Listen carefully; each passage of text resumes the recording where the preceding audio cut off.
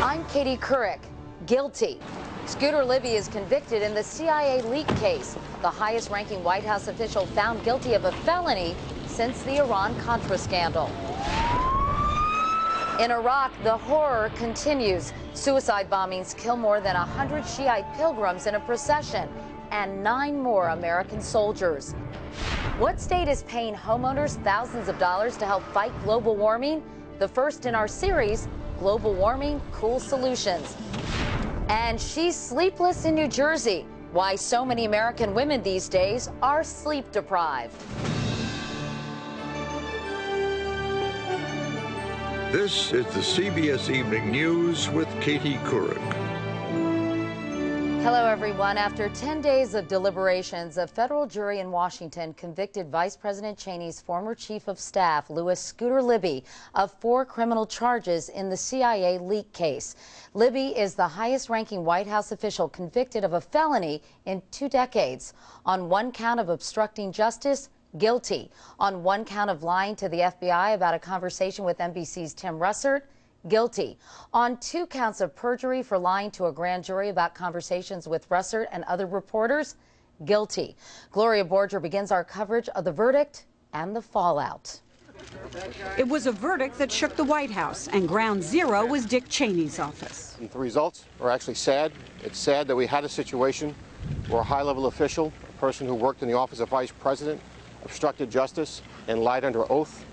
We wish that had not happened, but it did. The jury found that Louis Scooter Libby lied about his conversations with reporters regarding the identity of an undercover CIA agent. The vice president's former chief of staff, who stood motionless when the verdict was read, said he simply forgot the conversations because he was so busy with national security matters. The jury didn't buy it. How he could remember it on a Tuesday and then forget it on a Thursday and then remember it 2 days later. His lawyer will ask for a new trial, and if that fails, Libby will appeal. And we have every confidence that ultimately Mr. Libby will be vindicated. Like most things in Washington, the heart of this case involves a political dispute. Libby was at the center of the White House's case for war in Iraq. His boss, the vice president, was rattled by this, an article in July 2003 attacking the administration's rationale for war, that Iraq had weapons of mass destruction. It was written by Ambassador Joe Wilson, who was sent to Africa by the CIA to look into whether Saddam was buying ingredients there to make a nuclear weapon. Wilson said he was not. Cheney wanted Wilson discredited. He knew that his wife, Valerie Plame, worked at the CIA. On a clipping of Wilson's column, he wrote, "Did his wife send him on a junket?" To undermine the importance of the mission, Cheney wanted to spread the word that Wilson's wife sent him, and he asked Libby to do it. Today, Wilson said he still wants answers. Well, I think the president and the vice president both owe the American people a full explanation of what they know about this matter. Libby, who is 56, now faces a maximum penalty of 25 years in prison. He's not likely to get the full sentence. I think the judge will want to make an example of him, so it wouldn't surprise me if he gets a sentence of 1.5 years or 2 or even 3 years. During the trial, the jury never heard from Cheney, but the prosecutor said there was a cloud over the vice president's office, and today he said it's still there. Only now, Katie, it may be darker. And Gloria, why didn't the vice president end up testifying? Because it could have backfired, Katie. He was a witness for the defense. There was always the chance that if he took the stand, he could have been ripped apart by the prosecution, and that could have made Libby really look even worse. Gloria Borger in Washington tonight. Gloria, thank you. No one was ever charged with the actual leak, and Special Prosecutor Patrick Fitzgerald said today there will be no more charges. So Libby remains the only person charged and convicted. Let's bring in our Chief Washington correspondent Bob Schieffer and Chief White House correspondent Jim Axelrod. Jim, you first. How did the president and vice president react to the news, and has anyone at the White House mentioned the P word, as in pardon?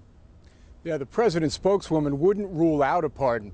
The president said that he respected the jury's verdict. The vice president said he was disappointed by it.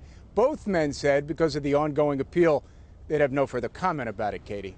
And Bob, Scooter Libby was the vice president's right-hand man. How badly does this reflect on Mr. Cheney in your view? Well, I think very badly, and it's hard to conclude otherwise. I mean, the prosecutor did not prove any underlying crime here, but he convinced this jury that Scooter Libby lied. Well, you have to ask, why would he lie? Clearly because he did not want what was going on in his office and the vice president's office where he worked to come out. He was talking to the vice president. He was getting memos from the vice president. He was saying this and that and trying to work with the vice president. So there are a lot of fingers pointing tonight at Dick Cheney. And I think this is not only going to hurt the vice president, Katie, I think it's going to hurt the administration because it's going to raise new questions about their credibility when they already have more problems on their plate that they can really handle right now. Bob Schieffer and Jim Axelrod. Gentlemen, thank you both so much. Another big story in Washington tonight also involves federal prosecutors, or at least former prosecutors. 8 U.S. attorneys were axed by the Bush administration last year, and some Democrats say the firings were politically motivated. Today, some of those ex-prosecutors told Congress about the pressure they felt from top Republicans. Here's our Capitol Hill correspondent, Cheryl Atkinson. Do you solemnly swear or affirm? One after another, several fired federal prosecutors told Congress today they endured unprecedented and improper pressure from congressional Republicans to prosecute cases for political purposes. Former U.S. Attorney John McKay told senators he was stunned to get a call asking about one investigation. And I told him that I was sure that he wasn't asking me on behalf of his boss to reveal information about an ongoing investigation or to lobby me on one, because we both knew that would be improper. Remarkably, he said the caller's boss at the time was none other than the head of the House Ethics Committee, Doc Hastings. And McKay's not the only federal prosecutor claiming they were fired after Republicans put the screws to them. David Iglesias got calls from Senator Pete Domenici, a Republican, asking if charges in a corruption probe of Democrats would come before the November elections. And I said I didn't think so. And to which he replied, "I'm very sorry to hear that." And then the line went dead. So in other words, he hung up on you. That's how I took that, yes, sir. Iglesias and McKay were among 7 U.S. attorneys axed in one day by the Republican administration that hired them. An 8th was ousted a few months before. The members of Congress named today deny trying to influence investigations. The Bush administration insists almost all the firings were for performance, not politics. This administration has never removed a United States attorney to retaliate against them or interfere with or inappropriately influence a public corruption case. It's not unusual for a lot of U.S. attorneys to be asked to resign at the end of a presidential term. They're political appointees. What's unusual here, Katie, is so many being let go during an administration's term. Okay, Cheryl, thanks very much. Also on Capitol Hill today, there was a call for the man who's in charge of all Army hospitals in this country to resign. It came from a wounded soldier on the same day that President Bush named 2 people who will head up that new panel to investigate the problems and recommend solutions. From the Pentagon, here's David Martin. The general at the center of the scandal over the treatment of wounded soldiers today confirmed everybody's worst fear. The problems at Walter Reed exist at other Army hospitals.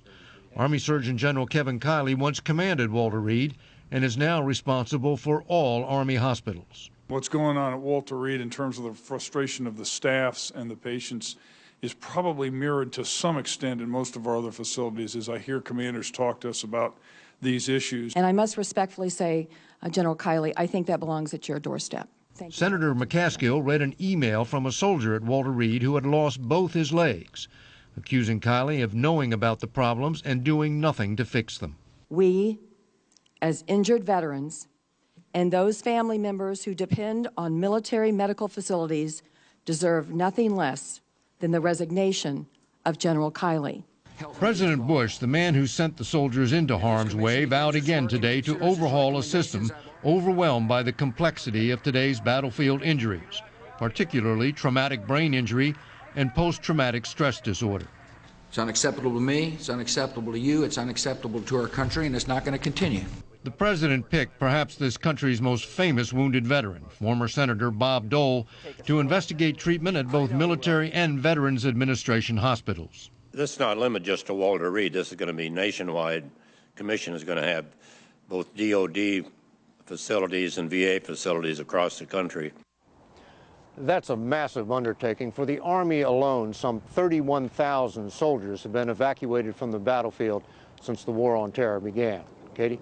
David Martin reporting from the Pentagon tonight. In his speech to the American Legion today, President Bush also said it's too early to assess the security crackdown in Baghdad, though he said there are some encouraging signs. And tonight, David Martin has learned the troop buildup may in fact be expanded from 21,500 troops to as many as 28,000. Martin says the Army has been directed to plan for ways to sustain that buildup until early next year. Meanwhile, there was a horrifying attack on Shiite pilgrims in Hilla, south of Baghdad. From Iraq tonight, here's Alan Pizzi. The madness of the bombing was summed up by a single coffin atop a car. Surrounded by screaming men, it represented more than 100 Shiite pilgrims slaughtered by suicide bombers on their way to a religious festival. The first explosion happened here, this pilgrim says, and when we were attending to the dead and injured, the next one went. Conspicuous by its absence was security. The pilgrimage is one of the most important things on the Shia calendar. How could these civilians not be a priority for the much talked about Baghdad security plan? The past 24 hours has also been a deadly day for American troops. 6 paratroopers from the 82nd Airborne were killed by a roadside bomb in Salahaddin province, the single largest loss of life for the division in 3 years of combat. 3 other U.S. soldiers were killed by an IED attack in Diyala, the bloodiest day for American forces since early February. After a fall in body counts and bombings brought a statement from the government that the new security plan is a shining success, the past 2 days are an horrific reminder that full-scale sectarian war is as close as security is a distant hope. Alan Pizzi, CBS News, Baghdad. There is much more CBS News ahead, including the state that's paying people to help in the battle against global warming. Our special series, Global Warming Cool Solutions, is next. And later, the quest for a test to detect lung cancer early.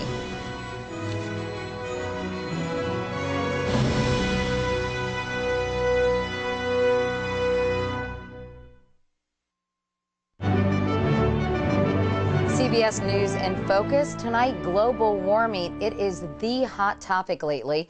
A recent international report said the pace of global warming has picked up, and by the end of the century, the planet could be as much as 7 degrees warmer than it is now. One reason, greenhouse gases. Since 1990 in California alone, emissions have increased 5%. But the state is now trying to lead the way in reducing greenhouse gases. It's getting people to think green by giving them some green. John Blackstone begins our special series, Global Warming, Cool Solutions. The builders at this California subdivision aren't just putting up homes, they're building little power plants. Solar panels are standard on every roof. How important was the solar? It was hugely important. With their daughters, David and Sandra White are the first to move into this solar neighborhood. It's part of California's campaign to fight global warming by building 1 million solar roofs within 10 years. State of California kind of helped you in a way as well, right? Absolutely. I mean, by offering various rebates and tax credits and things of that nature. The panels add about $25,000 to the cost of a new home, but a state rebate and federal tax credits bring the price down almost a third. The 1 million solar roofs will cut demand for conventional power, reducing greenhouse gas emissions now a priority in California. We simply must do everything that we can in our power to slow down global warming. So solar panels, which convert light to electricity, have been given a huge boost in California. I feel like we're the leaders of the country now, that see, California can do it. How about everyone else? In his 34 years as a roofer, it's the biggest change in the business that Fred Deaver has seen. Tiles on the roof that produce energy, so I think that's pretty cool. Talk about cool solutions to global warming. This fridge uses about 1/4 of the power older models once used.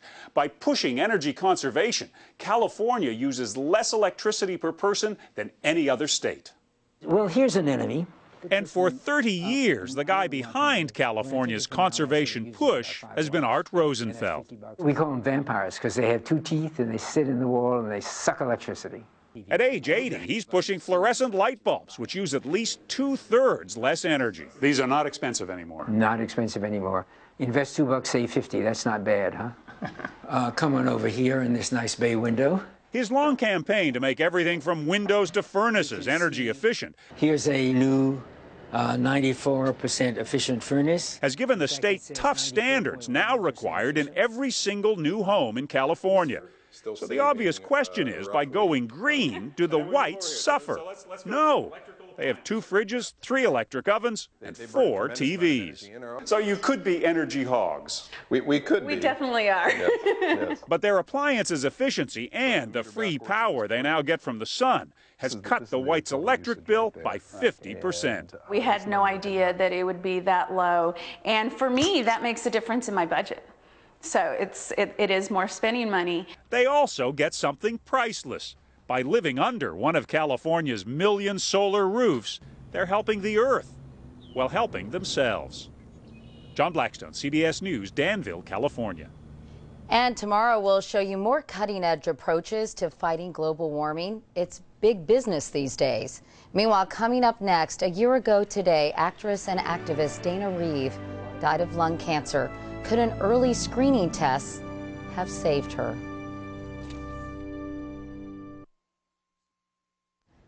Lung cancer is the #1 cancer killer of men and women in this country. This year, it's predicted that more than 213,000 people will be diagnosed with it, and more than 160,000 will die.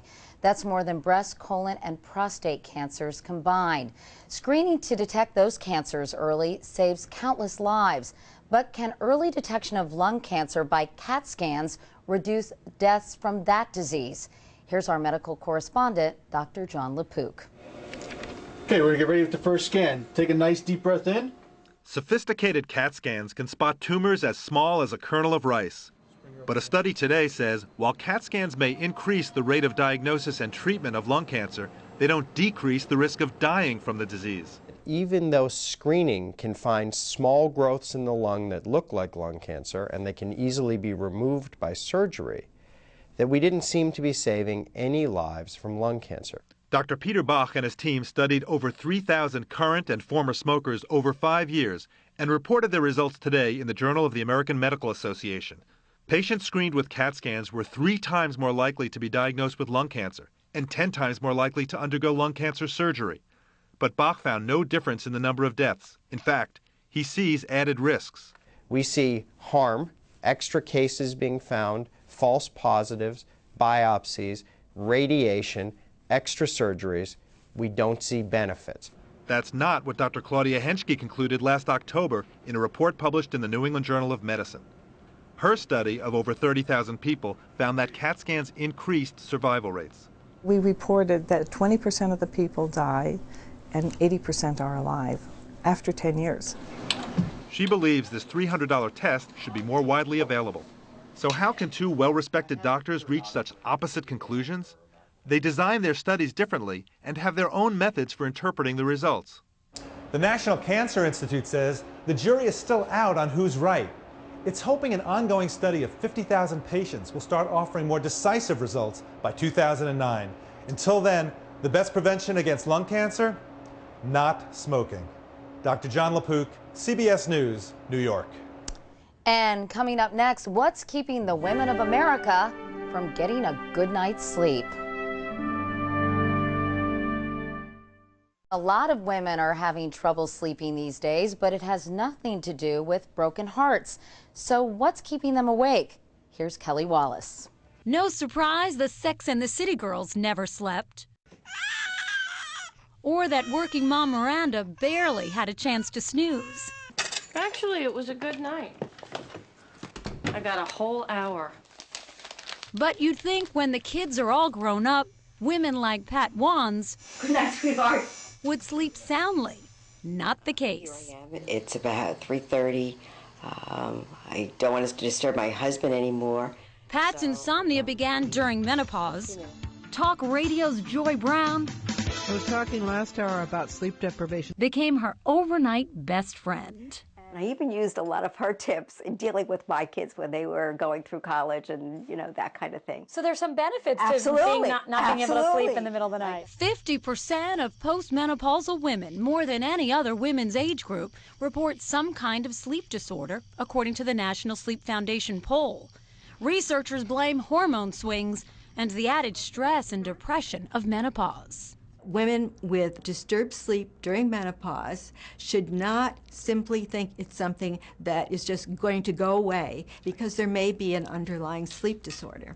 Terry Young's long-range study at the University of Wisconsin found menopausal women 3 times as likely as other women to have sleep apnea.